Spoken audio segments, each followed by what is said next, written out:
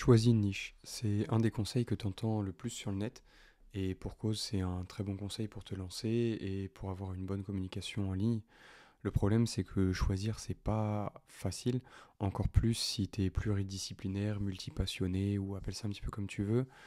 Et que, en gros, pour toi, le problème, c'est pas de trouver un truc qui t'intéresse, mais plutôt de choisir parmi tout ce que t'aimes pour te focaliser et pour arriver à tes fins.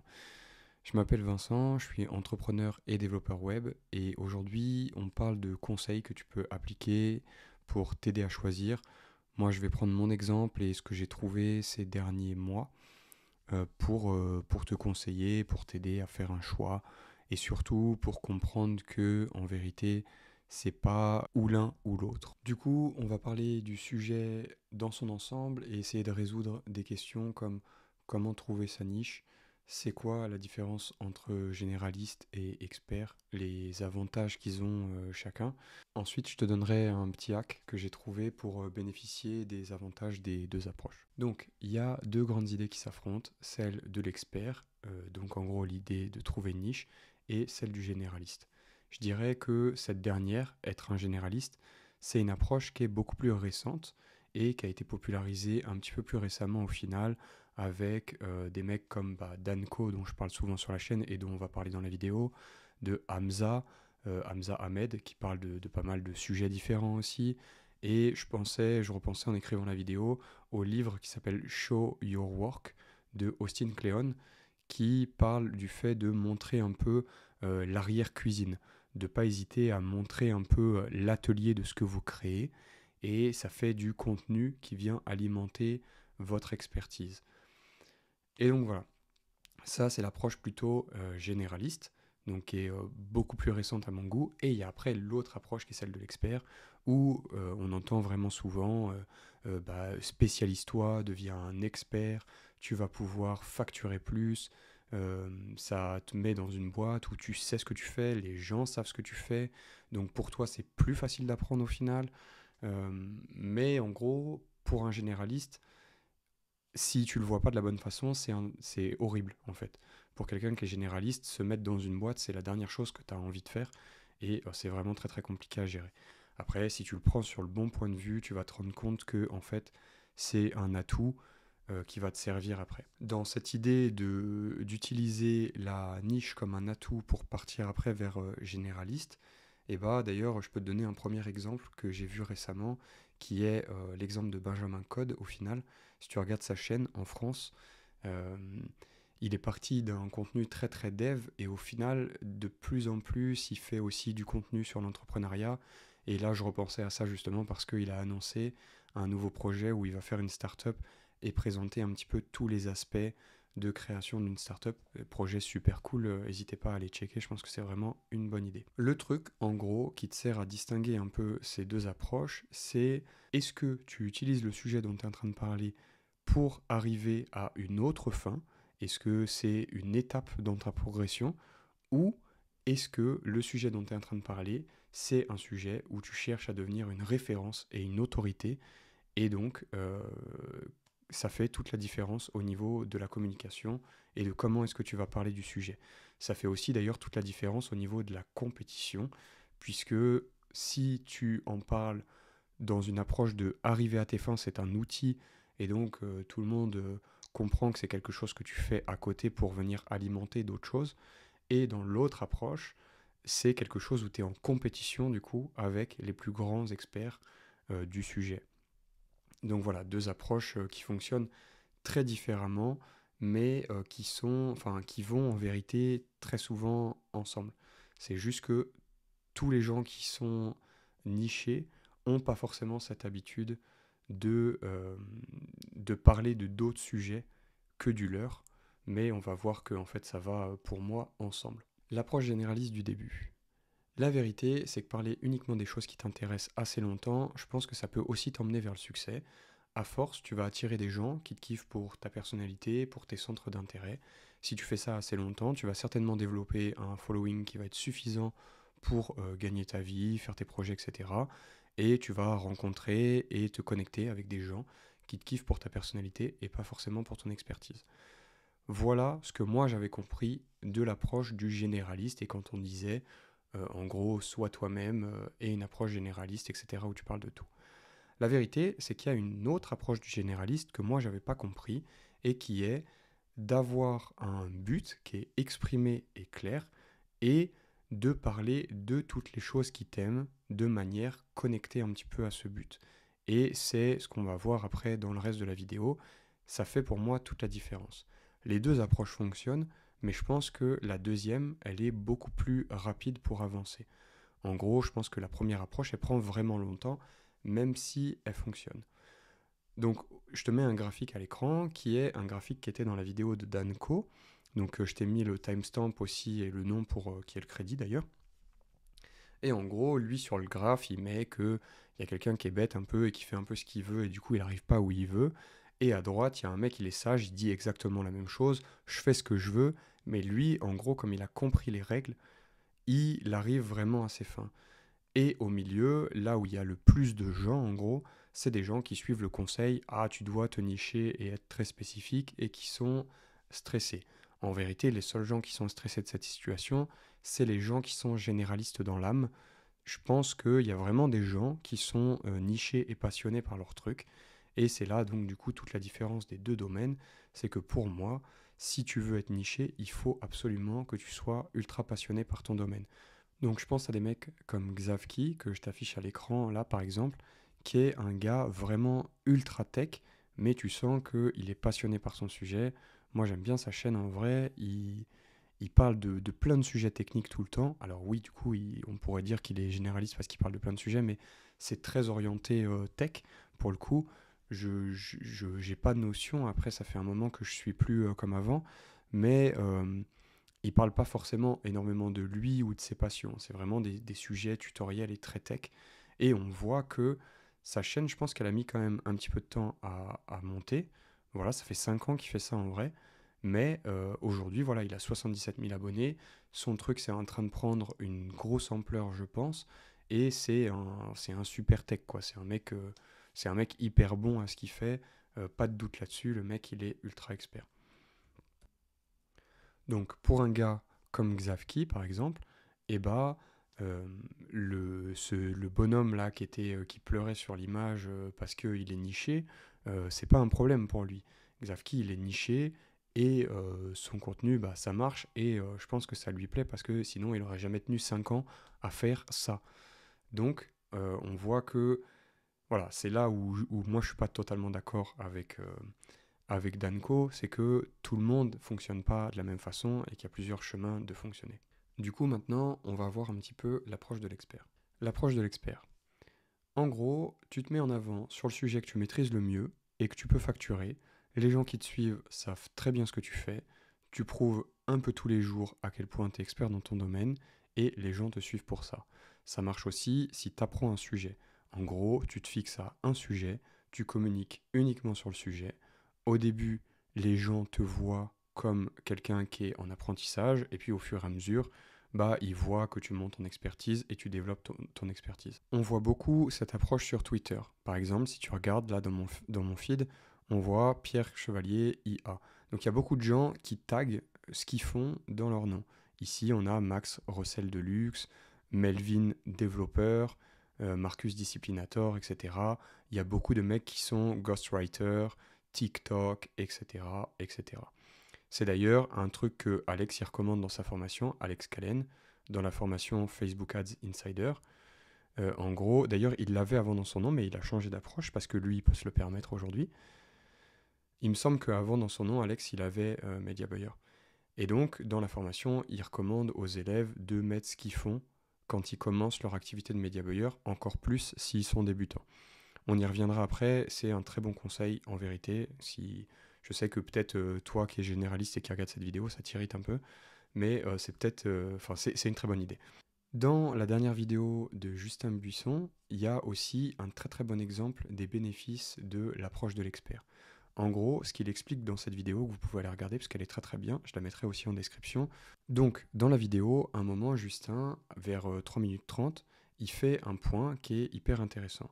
Il dit en gros que, euh, il dit en gros que vu qu'il est niché, les gens sont prêts, les annonceurs sont prêts à payer plus pour faire du sponsoring de ses vidéos parce que son audience, du coup, elle est qualifiée. Comme en gros, Justin, il est très niché dans l'animation, le motion design, etc., et bah, en gros, son audience, elle est très qualifiée là-dessus, potentiellement. Et en gros, quelqu'un qui en parlerait un petit peu et qui aurait une audience de 100 000, et bah peut-être qu'il y a 20% de son audience qui est vraiment touchée par le produit de l'annonceur, qui va être un truc de motion, par exemple. Alors que quelqu'un qui fait que des vidéos de motion design et qui a l'audience de la même taille, une audience de 100 000, et bah on va avoir peut-être 60% de son audience du coup qui va être touchée par la publicité, qui va être ciblée du coup sur le motion design. Et donc ça, c'est un des aspects qui font que ce niché, c'est ultra puissant. Je pense du coup que c'est clairement une approche qui est plus rapide et beaucoup plus facile. Les gens, ils t'identifient plus rapidement pour qui tu es, tu leur facilites la tâche à eux en fait pour te mettre dans une case. S'ils ont besoin d'un expert, leur mémoire, elle fera plus facilement appel à toi si ils ont besoin voilà, d'une expertise dans un domaine précis. S'ils n'arrêtent pas de voir ton nom, par exemple, dans leur feed avec écrit Ghostwriter et qu'ils ont besoin d'un Ghostwriter, et bah forcément, ton nom va revenir plus facilement. En tout cas, dans la mémoire, ça va revenir beaucoup plus vite que s'il y a juste ton blaze et que tu parles de plein de sujets différents tous les jours. Donc en gros, ma conclusion là-dessus, c'est que plus tu es débutant dans un domaine dans lequel tu te lances, et plus ça devient intéressant pour toi de te nicher aussi, parce que ça rend et ton apprentissage et la proposition de valeur beaucoup plus simple. Voilà, c'est toi, pour apprendre, bah, du coup, tu n'as plus qu'un seul sujet à apprendre. Tu construis une expertise de un domaine et tu fais appel à d'autres experts peut-être pour te compléter. Et du coup, au niveau de la proposition, bah, c'est pareil. Tu proposes un service et c'est plus simple. Ça m'amène d'ailleurs à un point qui est très important et qui est que grâce au fait de te nicher, tu vas pouvoir avoir le temps nécessaire à développer une expertise. Je m'explique. Si par exemple tu fais des chatbots IA et que tu commences à en faire pour tous les domaines, etc., et que tu n'arrêtes pas de changer, tu vas pas avoir le temps de construire des scénarios assez compliqués pour augmenter ton expertise dans la création de chatbots. Parce que du coup, tu vas devoir recommencer en quelque sorte les étapes que tu fais tout le temps. Et ça, moi, je le vois énormément à travers le dev et à travers mon métier dans les années que j'ai passées.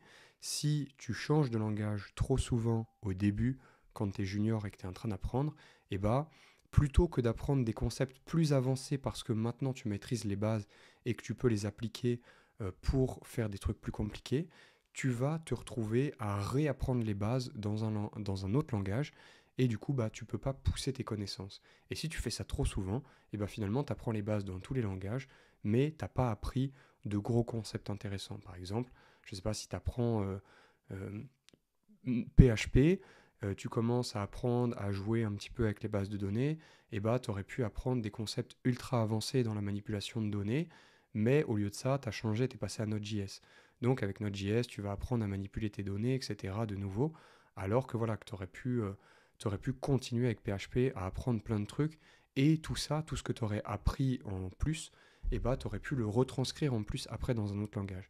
Et ça, on s'en rend compte avec l'expérience dans le dev, c'est que plus tu arrives loin dans l'expertise d'un langage, et plus c'est facile de transvaser sur un autre langage.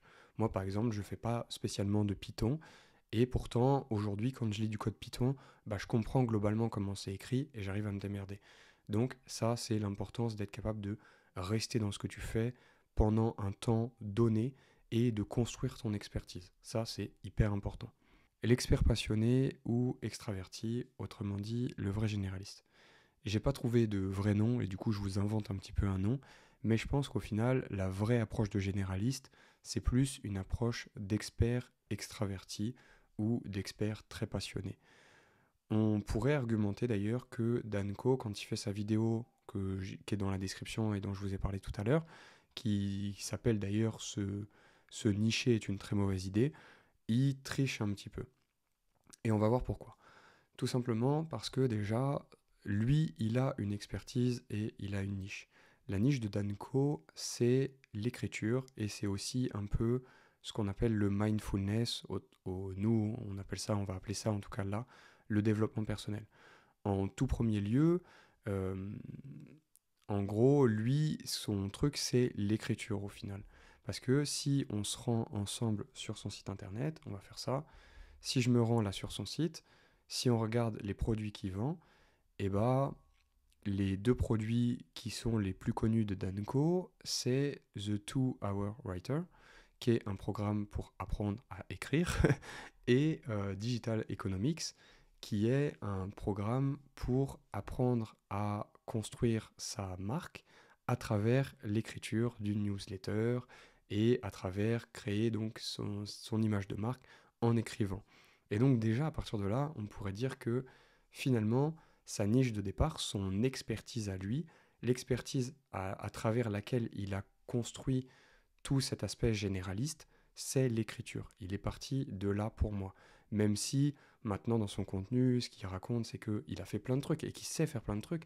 Et c'est pas le sujet là actuellement. Il a fait du freelancing, des sites web, machin, de la création graphique. Bref, il a fait beaucoup de trucs. Mais l'expertise, comment est-ce que tu le caractériserais aujourd'hui si toi, par exemple, tu me parles de Danco, mais tu peux prendre toi n'importe quel exemple de ce que tu consommes comme contenu, mais moi, par exemple, si je prends Danco, et bah, au final, moi, je le caractérise comme un mec qui écrit et qui a une marque personnelle autour de la mindfulness. Et donc, si on va sur sa chaîne, c'est pareil. Au final, même s'il parle de plein de sujets, c'est des sujets qui touchent beaucoup au business, au développement de soi et à la mindfulness à travers plein de sujets.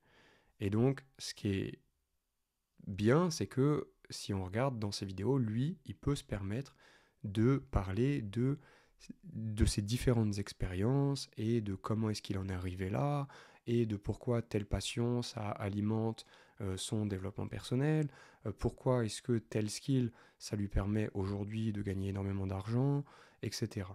En gros, il parle de plein de choses, mais toutes ces choses-là, elles sont aujourd'hui, son contenu, il est très très orienté développement personnel.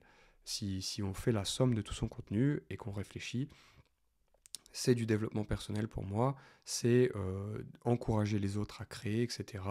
Encourager les autres à se mettre. Un petit peu ce que je fais, ce que j'essaye de faire au final sur la chaîne, je me rends compte. Et c'est à travers ces expériences et à travers les trucs qu'ils partagent, qu'ils pensent, qui peuvent le plus rapidement vous emmener vers ça. Mais ça part vraiment de ce truc-là. De votre côté d'ailleurs, si ça vous intéresse, vous pourrez aussi regarder cet épisode de sa newsletter que je vous mettrai pareil toujours dans la description, où il explique les différentes phases par lesquelles il est passé avant d'arriver où il en est. Euh, et donc on voit qu'il a fait du e-commerce, qu'il a essayé plein de trucs, qu'il y a plein de choses qui n'ont pas marché pour lui, et qu'il se rend compte que c'était aussi des fois la communication et la façon de fonctionner dans son business qu'il avait, qui a fait surtout que ça n'a pas marché, pas le business en lui-même. D'ailleurs, dans la vidéo où il dit qu'il ne faut pas se nicher, au final, ce qu'il dit vers 10 minutes 40, c'est niche down on your product, not your entire brand. Donc en gros, niche-toi sur tes produits, ce que tu vends, mais pas sur toute ta marque et pas sur toute ta communication.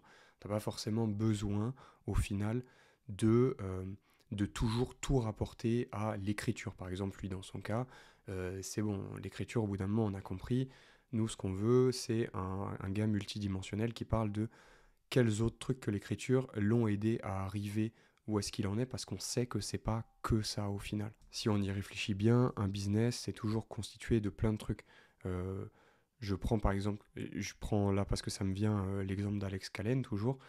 Alex Callen, son contenu il est très très tourné autour du media buying, mais la vérité c'est que pour la gestion de son business et pour ce qui lui permet aujourd'hui de gagner sa vie certainement à travers aussi les cours en ligne et tout, et bah, il y a tout cet aspect gestion d'entreprise, gestion de prestataires pour aider à créer le cours, etc. Il y a plein d'aspects vraiment multidimensionnels qui sont tout aussi intéressants pour la réussite. Mais la réussite de base, elle vient de son expertise dans le media buying. Tout ça, ça m'emmène à un concept qui est le concept, je crois qu'en anglais, ça s'appelle serendipity, donc la sérendipité. La sérendipité ou serendipity en anglais. Donc, ce concept de sérendipité, c'est un terme, si je ne me suis pas trompé, qui désigne le fait de, en gros, de créer une zone plus grande de découverte. En tout cas, en anglais, c'est souvent comme ça que je le vois utilisé en serendipity zone. En gros, de créer une zone autour de toi qui finalement touche les gens ou crée des contacts. Imagine une zone de contact pour la découverte. En gros, ce matin, je te mets un post à l'écran. J'ai vu un post de mon feed qui était un post de Thiago euh, qui parlait de musique. Et donc Thiago, si vous regardez le post que je vous ai mis, à l'écran, il y a écrit Thiago Sass Guy. Et donc Thiago, à la base, son truc, c'est les sas. Sauf que là, dans ce post-là, il commence en disant j'ai une passion pour le business, mais ma vraie passion ou mon vrai truc derrière, moi, c'est la musique. Et donc derrière, il poste une vidéo de guitare où il joue un solo d'une chanson de Guthrie Govan. Et donc à partir de là, moi, je connecte, je clique, j'interagis avec lui, je vais voir son profil, je me dis cool ce gars-là, je m'abonne. Qu'est-ce qui vient de se passer? Ce mec-là, au final, c'est un peu le truc que je vous décrivais avant. C'est un expert, puisque même d'ailleurs jusqu'à son nom sur les réseaux, il est présenté en tant que SaaS Guy, mais à ce moment-là, il a tendu un bras ou un tentacule, ou appelez ça comme vous voulez. En tout cas, il a étendu une zone qui, moi, m'a agrippé à travers le fait qu'il faisait et de la tech et du SaaS et de la musique.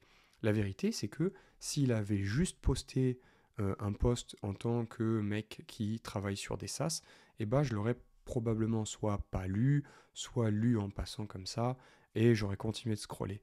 Mais là, ce mec-là a croisé au final sa passion primaire qui est le business avec une autre de ses passions qui est la musique. Et le combo des deux a fait que je me suis dit, ah cool ce mec-là. Et voilà, c'est ça qui est ouf et c'est de ça que je vous parlais un peu dans l'idée de se nicher. En fait, se nicher, c'est pas si terrible. L'idée, c'est que vous pouvez quand même toujours étendre, une fois que vous êtes niché, à travers vos autres passions. Et résultat, ben moi, c'est là-dessus que ça a connecté avec ce gars-là.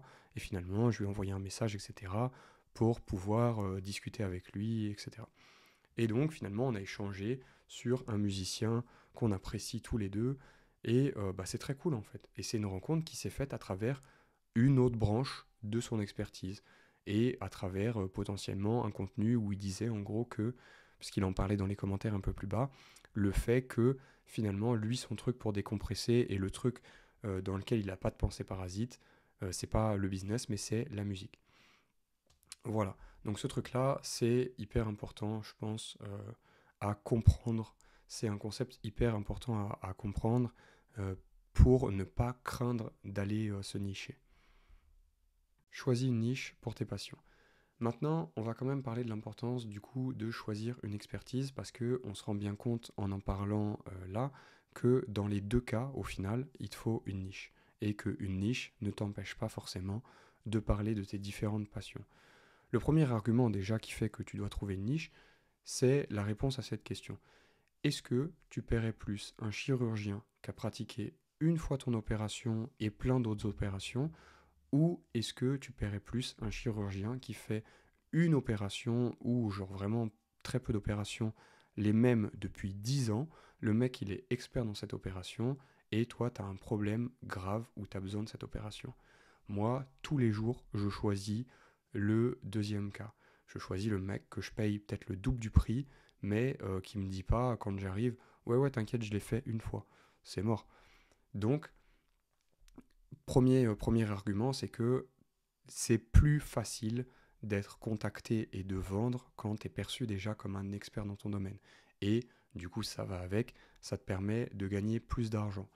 Donc ça, c'est un peu la base indéniable de pourquoi est-ce que c'est important de choisir une niche.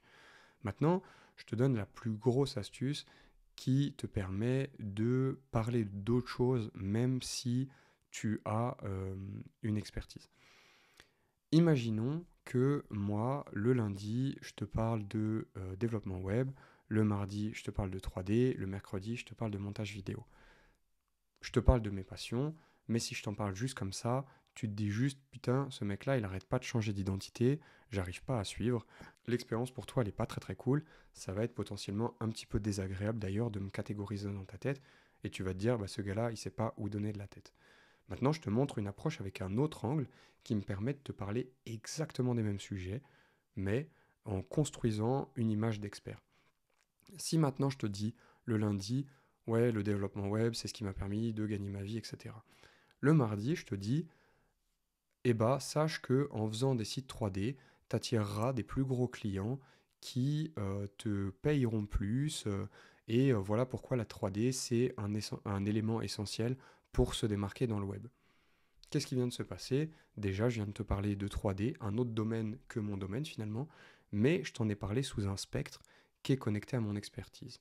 Et maintenant, si je te dis le mercredi par exemple, ouais, le montage vidéo, c'est trop ouf, grâce au montage vidéo, j'arrive à faire des backgrounds animés pour mes sites internet, et c'est pour ça que j'ai appris le montage vidéo, parce que ça me permet d'être plus chaud pour faire des sites incroyables. Voilà, je t'ai encore parlé d'un autre sujet, et pourtant, au final, le sujet de fond et le sujet qui vient à rallier toutes mes passions, c'est mon entrepreneuriat en tant que développeur. Et c'est là, en fait, toute l'astuce du généraliste. L'astuce du généraliste, c'est de réussir à présenter les choses sous un angle qui renforce ton expertise en parlant de d'autres choses qui te plaisent. Et donc, en faisant ça, au final, c'est le meilleur de tous les mondes. Parce que, en te parlant de d'autres trucs, tu te rends compte que je m'intéresse à beaucoup de sujets, que mon sujet me passionne au-delà du développement et que je cherche ailleurs d'autres moyens de renforcer mon expertise, d'avoir potentiellement des sites plus beaux, etc. Et donc, bah, je t'ai parlé d'autres choses qui me passionnent et en plus de ça, à tes yeux, il y a de fortes chances que je puisse apparaître comme quelqu'un qui est beaucoup plus expert et qui va pouvoir certainement te dépanner dans beaucoup plus de sujets que si je te disais, bah moi, non, désolé, je fais que des sites WordPress. Un autre concept du coup qui va très très bien avec ce que je viens de vous dire, et c'est le truc qui a fait étonnamment cliquer les choses chez moi, ça vient de cette vidéo de Smith, que je vous mets à l'écran sans ma tête, où vers 8 minutes 40, il explique le concept de skill stacking. Il dit, imaginez une entreprise qui veut vendre un produit, et en gros, il y a deux freelances qui sont proposés. Il y en a un qui est expert en modélisation, et l'autre qui est expert en d'autres trucs. Donc en gros, lui, il est expert en modélisation, et lui, il est expert en modélisation, il connaît des choses sur le texturing, il peut coder, il sait faire l'éclairage des produits, etc. Le mec, du coup, son expertise, c'est toujours les produits en 3D, mais il a étendu son expertise à d'autres choses autour, à l'éclairage, au code un petit peu, etc. Et donc, à travers ça, eh ben, ce mec-là, il a beaucoup plus de valeur. Il a beaucoup plus de valeur parce que non seulement il va certainement mieux comprendre les enjeux du projet et les petits à côté, il va être capable de mieux comprendre, mieux communiquer et surtout de faire plus de choses. Il y a moyen qu'il y ait besoin en vrai pour l'animation du produit, je ne sais pas, d'ajouter un morceau de code. Et si potentiellement, je ne sais pas, imaginons la boîte lui envoie le code, et bah lui il va savoir l'utiliser et le mettre. Bref, ce mec-là, il est devenu plus expert, mais son truc de base, c'est quand même l'animation de produits. Enfin, en tout cas, la 3D pour les produits. Comment trouver le point de départ? Au début, tu vas certainement devoir faire un bilan sur ton expertise. En gros, qui t'a déjà payé et pourquoi? Qu'est-ce que tu serais à l'aise de vendre aujourd'hui? Et si je te disais demain que tu allais ouvrir un Calendly où les gens ils sont prêts à payer par exemple 50 balles pour discuter avec toi pendant 30 minutes ou 1 heure, si là je te disais que tu as obligation de faire ça, là, genre tous les mercredis maintenant, tu dois ouvrir 3 créneaux pour des gens et pour 50 balles, tu dois les aider à quelque chose, qu'est-ce que tu leur proposerais? Avec quoi est-ce que tu voudrais les aider là aujourd'hui? Ça, je pense que ça peut être déjà un bon truc pour t'aider à trouver quelle est ton expertise de départ ou en tout cas le truc avec lequel tu peux travailler. Si tu n'as rien à choisir et que tu sais vraiment pas que tu es perdu, choisis le code. C'est marrant parce que c'est une recommandation que moi aussi je faisais autour de moi Et il y a un thread d'asynchrone que je vais t'afficher. Ce thread-là, c'est un très très bon thread. Je vais te le mettre en lien dans la description et je te recommande de le lire. À un moment, ce qu'il dit dedans, c'est si tu sais pas quoi faire, apprends à coder. Pourquoi est-ce que coder c'est aussi vital? C'est parce que depuis toujours, le code, ça a amené des gros progrès et des grosses choses. Donc les premiers ordi portables, le code. La bulle des dot-com, le code. Le Web 2, le code. La blockchain, le code. Les NFT, l'AI, la VR, la création de SaaS, c'est le code. L'IA, ouais, bah, l'IA c'était déjà écrit, bref. En gros, le code, c'est un talent qui est extrêmement rentable. Pour te donner un ordre d'idée, moi, même si c'est le maximum que je sais faire aujourd'hui et qu'il y a des mecs qui gagnent beaucoup plus, en gros, en développement, en freelance, parce que je sais faire certaines choses, et bah, je peux facturer potentiellement 10 000 euros par mois et sans vraiment forcer, je pense. Donc, c'est une expertise qui est bonne à prendre. Et surtout, je te dirais, moi, après, je prêche le code parce que c'est ce que je fais. Mais en gros, c'est très... tu peux l'adapter à tout, en fait. Le code, tu peux en faire dans le domaine du e-commerce. Tu peux en faire dans le domaine je sais pas, du gaming. Tu peux en faire dans un petit peu tous les domaines. Donc, si vraiment tu sais pas quoi faire, que tu n'as pas d'expertise, etc., franchement, jette un œil au code et choisis le code. C'est moins compliqué que ce qui paraît souvent et aujourd'hui il y a des super outils comme ChatGPT qui peuvent t'aider en plus à t'assister à comprendre choses qui n'étaient pas du tout possibles comme moi j'ai appris et honnêtement ce truc là c'est juste une bénédiction. En gros, cette expertise que tu choisis, c'est ton cheval de bataille, c'est ta niche. Et après, derrière, trouve des moyens de connecter tes passions. Ça devient ton fuel de contenu, en gros, ton réservoir de contenu, pour parler de ton expertise, un petit peu comme on en parlait un peu plus tôt dans la vidéo. Donc, comme moi, par exemple, j'ai envie de parler de la 3D à travers le web. C'est autant d'aspects de ton expertise et des angles de discussion qui vont te permettre de relever différents challenges, etc. et d'apparaître comme quelqu'un de plus produit une tonne de contenu. Je te recommande vivement de te mettre à partager sur les réseaux sociaux, genre Twitter déjà pour commencer, mais si c'est trop dur de t'exposer, fais une chaîne YouTube et si vraiment t'as pas le courage de poster dessus, eh bah fais-le en privé. La vérité, c'est que même si tu le fais pas en privé, au début, tu vas vite te rendre compte qu'il n'y a personne qui regarde ton contenu, donc que ça change rien. Donc profite qu'il n'y a personne qui te regarde pour t'en servir, pour déjà créer du contenu, t'habituer et, et trouver ce qui, toi, te correspond. Tous les soirs, mets-toi à parler de ce qui t'a le plus marqué dans ta journée, de ce qui te plaît le plus. En gros, fais une vidéo avec Loom ou avec l'outil le plus simple à utiliser que tu peux et fais ta vidéo où tu parles du truc que tu as accompli dans ta journée ou d'un truc vraiment que tu as, je sais pas, si tu as regardé un contenu par exemple et que ça t'a fait kiffer, partage ça. Partage ça, fais ça pendant un mois ou 2 mois et tu vas te rendre compte que tu vas identifier un truc. Il y a des thèmes qui vont revenir beaucoup et tu vas pouvoir les regrouper en thèmes par an, etc. Et tu vas pouvoir commencer à trouver des piliers. Ces piliers, du coup, ça représente tes centres d'intérêt. Moi, si on se rend ici sur ma chaîne YouTube, tu peux voir que je parle au final très souvent de tech, je parle d'entrepreneuriat, je parle un peu de mindfulness des fois, quand je donne des habitudes qui, moi, m'aident à être plus résilient, quand je parle aussi d'automatisation, comment créer des automatisations, etc. Bref, mes méta-contenus ou mon contenu, on va dire, mes centres d'intérêt, c'est du coup tout ce qui va être mindfulness, tech et entrepreneuriat beaucoup. Et donc, ce que je remarque depuis ces 2 ou 3 mois, enfin depuis c'est pas du tout 3 mois, depuis ces 2 mois où j'écris sur Twitter, c'est que jusqu'à maintenant, je me marketais pas de la bonne manière. Au lieu de parler des choses que j'aime sous l'aspect de qui je suis, ce que je suis, à quoi ça me sert, pourquoi est-ce que j'ai appris ces trucs-là, et bah j'en parlais plus comme ça en mode hey regardez ce truc là c'est cool. Résultat, au lieu de me servir de tout le truc pour alimenter mon expertise, et bah jusqu'à maintenant je parlais juste un petit peu de tout et je me retrouve en quelque sorte théoriquement en compétition avec les mecs du domaine. Ça veut dire que si moi je te parle de 3D comme ça, sans la connecter à mon expertise et sans rendre ça unique à ma personne et pour pouvoir venir alimenter ma niche, et bah résultat, je suis juste en train de te parler de 3D comme quelqu'un qui est débutant en 3D comparé à des mecs qui parlent de 3D vraiment parce que c'est leur niche et leur expertise et qui sont très très chauds. Et donc voilà, ce que je remarque, c'est que cette approche-là, il faut la changer et faire plus l'astuce dont je te parlais un petit peu plus tôt.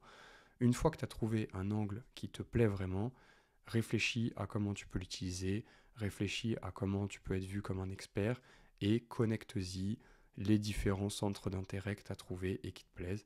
Et ça va te permettre de ne pas saturer avec un seul truc qui toi te fait chier parce que potentiellement tu es généraliste et que tu n'arrives pas à faire qu'un seul truc. Viens l'alimenter avec les autres choses qui te plaisent. Moi, si tu veux un exemple, en gros, bah voilà, je me vois et j'ai envie de devenir un entrepreneur très très tech qui s'y connaît en dev et qui a une approche du coup euh, très développement personnel et qui peut aider les gens à développer leur visibilité sur le net. C'est un peu ça que ça constitue. Ça fait déjà beaucoup de choses en vérité, mais en gros, ce qu'il faut retenir et ce que moi je retiens de mon expertise, c'est que je suis un entrepreneur tech. Je suis un entrepreneur qui aime énormément la tech et qui aujourd'hui a envie de donner de la visibilité à des marques, etc. et d'aider les gens à entreprendre aussi à leur tour. Ça, c'est certainement d'ailleurs le truc qui m'intéresse le plus, c'est d'aider les gens à développer un peu ce truc-là, cet aspect entreprendre qui, moi, me passionne. Si tu as besoin de trouver une logique à la production de ton contenu, je te mets aussi à l'écran un autre screen qui est toujours de la vidéo de Danco et je te conseille d'aller écouter cette partie dans la vraie vidéo où il t'explique euh, que la vision de ta marque, c'est la vision vers laquelle t'emmènent tes followers, que l'identité de ta marque, c'est ton histoire, d'où est-ce que tu viens, que le contenu que tu peux utiliser pour tout illustrer au final et aider les gens à monter en compétences, c'est tes centres d'intérêt et les choses qui t'ont toi aidé à arriver au point où tu en es dans ta vie euh, et toutes tes pensées, tes opinions, etc. C'est ce qui te permet de placer ton contenu d'une manière unique. Conclusion. L'idée, c'est qu'à chaque contenu que tu crées, sans t'en rendre compte, tu prends parti et c'est ça qui va t'aider à déjà à développer une marque qui va être unique et du coup ta niche.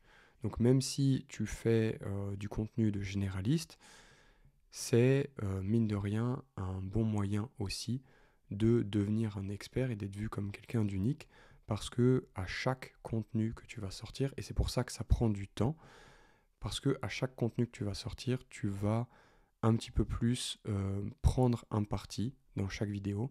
Et donc la somme de toutes ces fois où tu prends un parti et où tu émets une opinion fait que tu es en train de prendre un chemin qui est unique et auquel une partie des gens vont s'associer par rapport à certains choix que tu as fait.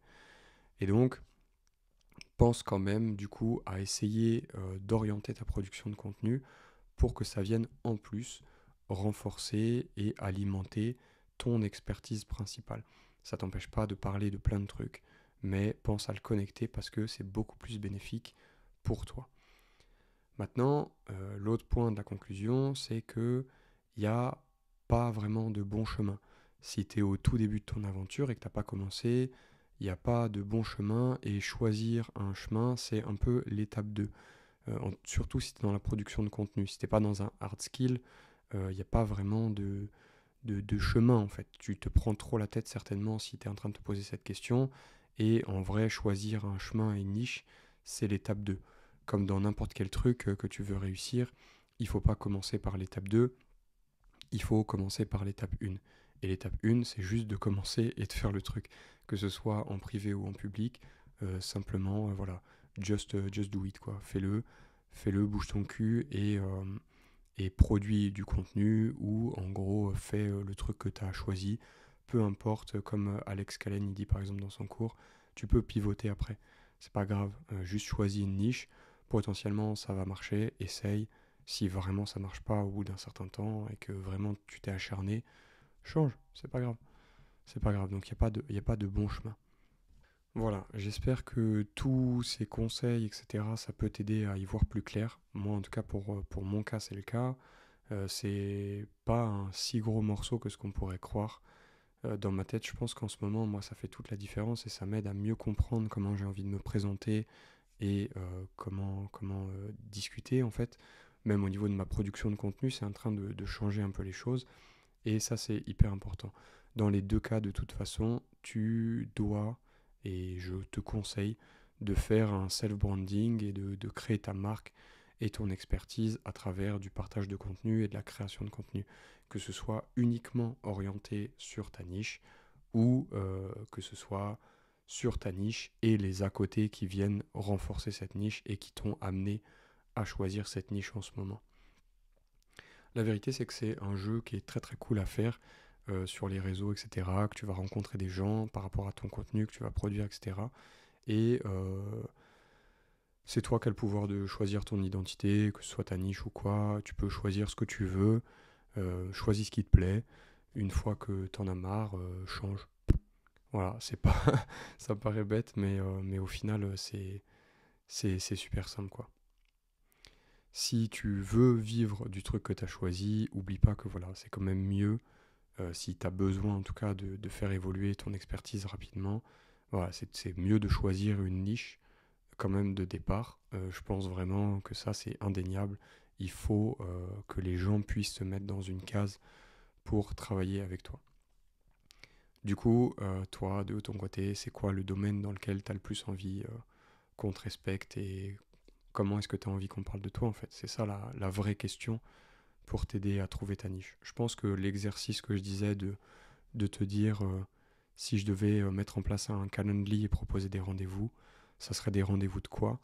Je pense que c'est un bon exercice. Moi aujourd'hui, je sais que si je devais proposer des rendez-vous sur un Calendly, ça serait pour de l'expertise en dev parce que j'ai pas mon expertise sur les autres trucs, elle n'est pas assez haute pour être sûr de pouvoir aider quelqu'un sur un rendez-vous. Sache aussi d'ailleurs, c'est un truc d'un post de Laia Motley que je te mettrai dans un thread que je te mettrai en description. C'est que si tu es un très bon technicien, tu as déjà beaucoup plus le choix.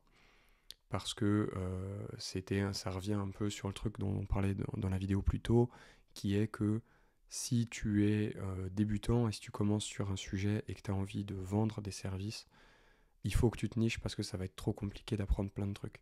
Maintenant, si par exemple tu es un dev et ça fait 20 ans que tu fais du dev, bah te mettre par exemple à la 3D, essayer de vendre des trucs de 3D, tu vas beaucoup mieux comprendre tous les trucs qui touchent au code dans la 3D, enfin tous les trucs qui touchent à la 3D dans le code, bref. Tu vas beaucoup mieux comprendre et tu as beaucoup moins besoin de te nicher pour te lancer dans un business. Enfin, j'aime bien comment il présente le truc, je vous mets le truc en trade, c'est une bonne ressource, je pense.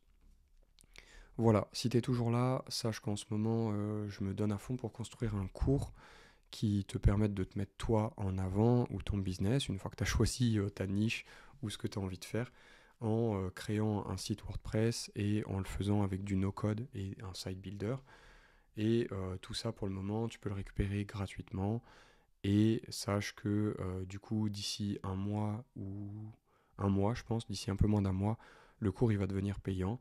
Donc, n'hésite pas à réserver ta place dans le cours pour toujours, en t'inscrivant maintenant tant qu'il est gratuit. Même s'il devient payant après, si tu t'es inscrit, tu garderas ta place. J'espère te retrouver dedans et pouvoir échanger avec toi au final de ta niche, de ce que tu as choisi, et pouvoir t'aider à créer ton site. Honnêtement, ça me ferait super plaisir. Voilà, je te dis à demain dans une prochaine vidéo ou dans une autre vidéo de la chaîne. Ciao.